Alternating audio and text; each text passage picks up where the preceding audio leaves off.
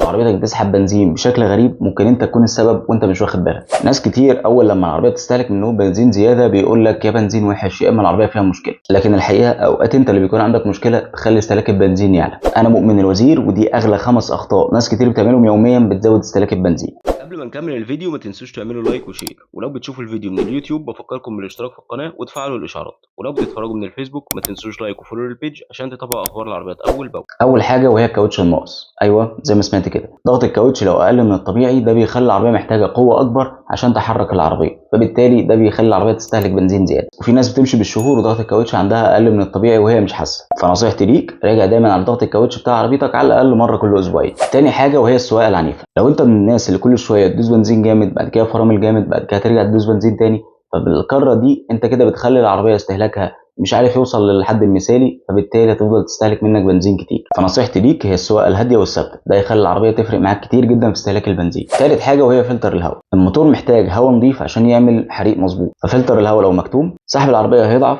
الاحتراق هيبقى اسوأ واستهلاك البنزين هيزيد. فلازم تخلي بالك وتحافظ دايما على نظافه فلتر الهواء بتاع عربيتك. رابع حاجه وهي التحميل الزياده. شنطه العربيه مليانه طول الوقت بحاجات ملهاش لازمه، العربيه دايما فيها حموله زياده او حتى حاطط عليها روف بوكس وانت مش محتاج. كل ده بيمثل حمل ووزن على العربيه، ده بيترجم لمجهود، والمجهود طبعا بيحتاج طاقه اعلى او قوه اعلى عشان تخلي العربيه تمشي، بالتالي ده بيأثر بصوره كبيره على استهلاك البنزين. خامس حاجه وهي تاخير الصيانات. بوجهات العربيه تعبانه، الزيت قديم، فلتر العربيه مكتوم، او حتى حساسات فيها مشكله. كل اللي احنا قلنا عليه ده بيخلي العربيه بتشتغل بكفاءه اقل من الطبيعي، بالتالي بيأثر معاك بصوره كبيره جدا على استهلاك البنزين. وفي نقطه مهمه جدا لازم نوضحها، وهي ان في ناس فاكره لما تحط بنزين 95 ده هيوفر معاهم استهلاك البنزين. ده مش حقيقي اطلاقا ومعلومه مغلوطه تماما، الا لو عربيتك فعلا محتاجه بنزين 95. فلو عربيتك استهلاكها عالي في البنزين ما تظلمهاش، مش دايما العيب من عندها. وبرده مش لازم يكون في عطل كبير، اوقات بتكون حاجات بسيطه وعادات بسيطه زي اللي اتكلمنا عليها هي اللي بتأثر بصوره كبيره جدا على استهلاك البنزين. ما تنسوش تقولوا لي في الكومنتس ايه هي اكتر حاجه عملتوها وفرقت معاكم في استهلاك البنزين.